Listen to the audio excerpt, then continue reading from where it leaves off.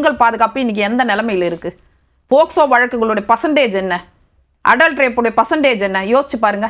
பாதுகாப்பு இருப்பா? ஏன் அந்த பொண்ணு இங்கே போறான்ற கேள்வி கேட்குற நிலைமை தான் நம்ம வச்சிருக்கோம். எல்லாத்தையும் தாண்டி நீங்கள் திட்டங்களை தாண்டி, உரிமைகளை தாண்டி, உரிமை தொகையை தாண்டி என்ன கொடுக்கணும்? முதல்ல ஒரு பெண்ணுக்கு சுதந்திரத்தை கொடுக்கணும் மேடம். சக மாணவனோடு 7 மணிக்கு அண்ணா யூனிவர்சிட்டியில் உட்காந்து பேச முடியல. வழக்கு 24 மணி நேரத்தில் எஸ்ஐடியை போட்டு நாங்கள் என்ன பண்ணோம், அதுக்கு அந்த பெண்ணுக்கு 20 லட்சம் இழப்பீடும் ஞானசேகரன்ற குற்றவாளி கைது செய்வதற்கு காரணமாக இருந்தது அதிமுக. கிட்டத்தட்ட 9 வழக்குகள். பெண்களை பற்றி பேசுகிறீங்களே, நீங்கள் திருப்பூர், ஈரோடு இந்த இடங்கள்லாம் நெசவாளர்கள், பெண் நெசவாளர்கள் கந்துவட்டி கொடுமையினால் வாங்கின கடனை திருப்பி செலுத்த முடியாமல் கிட்னியை கொடுத்துட்ருக்காங்க. அந்த கிட்னிக்கு பதில் கல்லீரலை எடுத்து அது புகாராகி அதற்கு எஸ்ஐடி அமைச்சு அதனுடைய தலைமையில் இருக்க பிரேமானந்தா சிங்கா இப்போ எங்கே இருக்காரு? அவர் டிரான்ஸ்ஃபர் ஆகி போயிட்டாரு. அந்த குழுவுடைய நிலைமை என்ன? எவ்வளவு பெரிய கொடுமைகள்! ஒன்று நான் பேசிட்டு இருக்கும் போதே கிட்டத்தட்ட காவலர்களே போக்சோ வழக்கில் 18 பேர் இவங்க ஆட்சியில் வந்து பதிவு செய்யப்பட்டிருக்கு வழக்கு. திருவண்ணாமலைக்கு ஒரு சாமி கும்பிட வந்த தாயும் மகளையும் என்ன யாரு வேலிய பைரமே இந்த கதையாக பாதுகாப்பு கொடுக்க வேண்டிய காவலர்களே இதை செய்யறாங்க. இதை பேசிட்டு இருக்கும்போது விழுப்புரத்துல நடக்குது. அதனால எல்லாத்தையும் தாண்டி, திட்டங்களை தாண்டி, எல்லாம் தாண்டி சட்ட ஒழுங்கு, பெண்களுக்கு பாதுகாப்பு ரொம்ப முக்கியம் மேடம். சுதந்திரத்தை கொடுங்க, அது ரொம்ப முக்கியம். ஓகே, அவங்களோட பாயிண்ட்ல நலத்திட்டங்கள் ஒரு பக்கம் இருந்தாலும் இது போன்ற பாதுகாப்பை கொடுக்க வேண்டிய விஷயத்துல திமுக எந்த அளவுக்கு இருக்கு? அப்போ வாக்களிக்கும் போது மகளிர் அதையும் பார்ப்பாங்க தானே அப்படின்றாங்க. நம்ம அரசியலாக பேசும்போது எதை வேணாலும் நம்ம வந்து சொல்லலாம். திருப்பி ஒரு பொய்யை சொன்னால் அது உண்மையாயிரும் அப்படிங்கிறத வச்சு தான் பாஜகலேருந்து அது அதிமுக சொல்லிகிட்டு இருக்காங்க. தமிழ்நாடோட நிதி மோசம், தமிழ்நாடோட வந்து லா அண்ட் ஆர்டர் மோசம் அப்படின்னு. ஆனால் உண்மையை எடுத்து பார்த்தா தமிழ்நாடோட சட்டம் ஒழுங்கு வந்து 2021 அப்புறம் முன்னேறி இருக்குன்னு நான் சொல்லலை. ஒன்றிய அரசோட NCRB டேட்டா சொல்கிறாங்க. அது இல்லாமல் 3-4 தனியார் ஆராய்ச்சி உங்கள் சேனல்லையும் போட்டீங்க. இப்போ சமீபத்தில் 6 மாதம் முன்னாடி தான் உங்கள் சேனல்லையும் நான் பார்த்தேன், உங்கள் சேனலோட X தளத்துலையும் பார்த்தேன். இந்தியாவில் இருக்கிற 10 மாநகரங்கள், பெண்களுக்கு எது வந்து சேஃபான மாநகரங்கள் அப்படிங்கிற ரிப்போர்ட் ஒன்று வந்தது. அதில் வந்து பார்த்தா 10ல் 5 தமிழ்நாடை சேர்ந்த மாநகரங்களாக இருக்குது. சென்னை, 2வது வந்து மதுரை, கோயம்புத்தூர், திருச்சி, சேலம். அதே மாதிரி வந்து சென்னையில் இந்தியாவில் இருக்க மெட்ரோ சிட்டிஸில் வந்து உமனுக்கு சேஃபஸ்ட் எது அப்படின்னு வந்து பார்த்தா முதல் இடத்துல சென்னை தான் இருக்குது.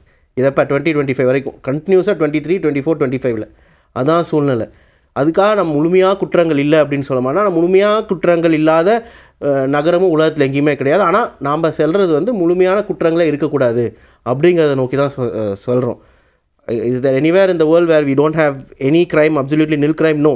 ஆனால் அதை வச்சு நம்ம ஜஸ்டிஃபை பண்ண முடியாது. ஆனால் நீங்கள் எடுத்து பார்த்துக்கோங்க, கொலைகளும் எடுத்து பார்த்தீங்கன்னா 2014 21 வரைக்கும் 21 இன்றைக்கு வரைக்கும் பார்த்தீங்கன்னா 30% குறைஞ்சிருக்கு.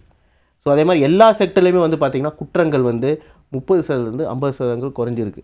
நீங்களே வந்து ஆன்லைனில் ஆராய்ச்சி பண்ணி பாருங்கள். ஒன்றிய அரசு தரவுகள் எந்த தரவுகளும் எடுத்துக்கோங்க.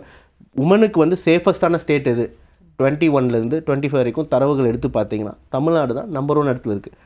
சட்டம் ஒழுங்கு எல்லா இடத்துலையுமே, அதாவது கிரைமே நடக்காத ஒரு சூழல் இருக்காது அப்படின்னு சொல்கிறீங்க. ஆனால் சட்டம் ஒழுங்கு சார்ந்த விமர்சனத்தை அதிமுக ஆட்சியில் இருந்தபோது திமுக வைக்காமல் இருந்ததா?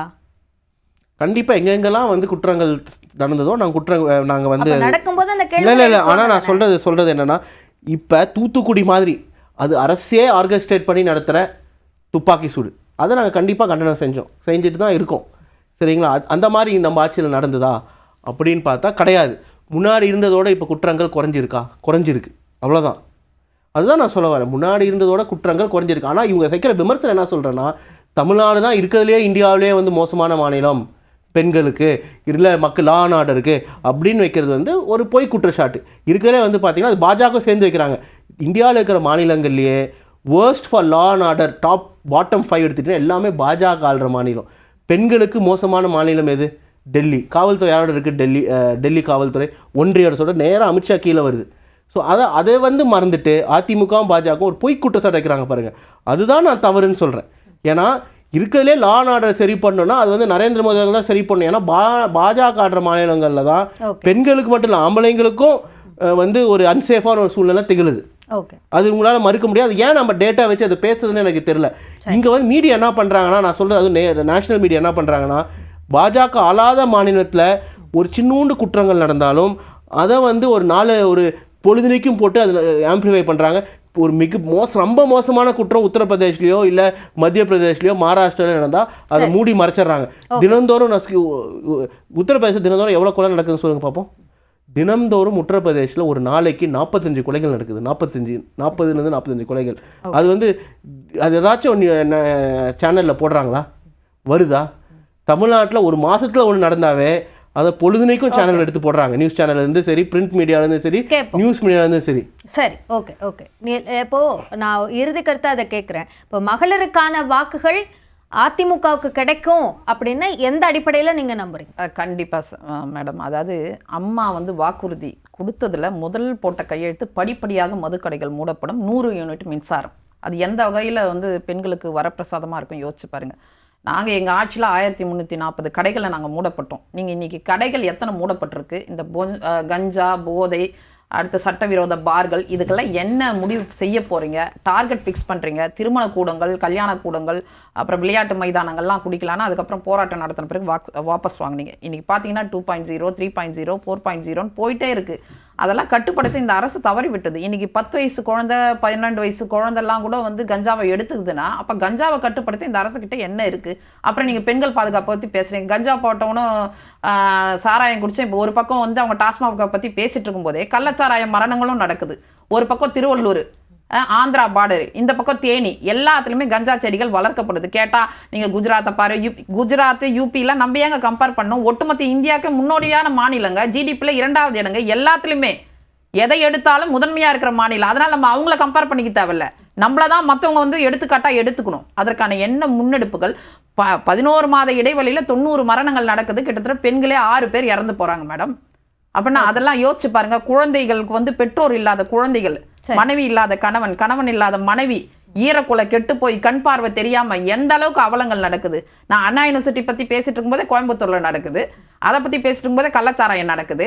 இப்படி பெண்களுக்கு இவ்வளோ எதிரான விஷயங்கள், அதாவது கொத்து கொத்தா செத்து போறதுன்னு ஒன்று இருக்கு, இங்க ஒன்று அங்க ஒன்று நடக்கிறதா ஒன்று. இப்போ 6999 போக்சோ வழக்குகள் பதிவு செய்யப்பட்டது, 104 கோடி இழப்பீடு கொடுத்தோன்னு சொன்னது யாரு?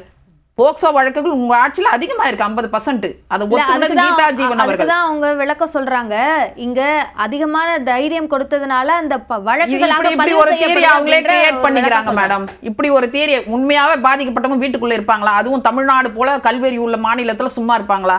ஒரு சின்ன விஷயம்னால என்ன பண்ணுவாங்க? உடனடியாக வெளியே வருவாங்க, ப்ரெஸ்ஸுக்கு சொல்லுவாங்க. அந்த அளவுக்கு தைரியத்தை, பேச்சுரிமை, எழுத்துரிமை, கருத்துரிமை நாங்கள் கொடுத்து வச்சுருக்கோம். நாங்கள் எந்த பத்திரிகையாளர் வீட்லேயும் போய் மலத்தையும் கொட்டலை, விவசாயிகள் மேலே குண்டாசும் போடலை.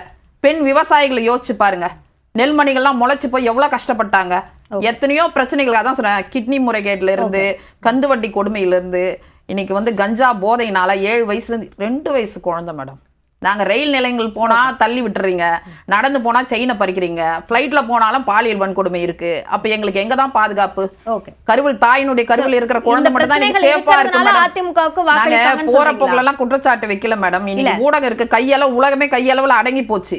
இன்னைக்கு எடுத்து பாருங்க, 1 2ன்றது இல்லை, நீங்க ஒரே நாள்ல 9 கொலை, ஒரே நாள்ல 9 பாலியல் வன்கொடுமை, போக்சோ வழக்குகள். கேள்வி என்னன்னா, அதிமுகவுக்கு மகளிர் ஏன் வாக்கு? அதுதான் நான் சொல்றேன். இப்படி இவ்வளோ அவலமான ஆட்சி நடக்கும்போது எங்க ஆட்சியில எந்த அளவுக்கு பாதுகாப்பா இருந்தாங்க, என்ன திட்டங்கள்லாம் நாங்க கொடுத்தோம், எந்த அளவுக்கு சுதந்திரம் கிடைத்தது.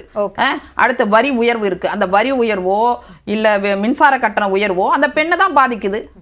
ஒரு ஒட்டுமொத்த குடும்பத்தினுக்கு வந்து ஆணி வேறு யார்? அந்த பெண்ணை தான் பாதிக்குது. இத்தனை விஷயங்கள், விலைவாசி ஏற்றங்கள், உப்பு பருப்பு மிளகாலேருந்து ஏறி போயிருக்குது.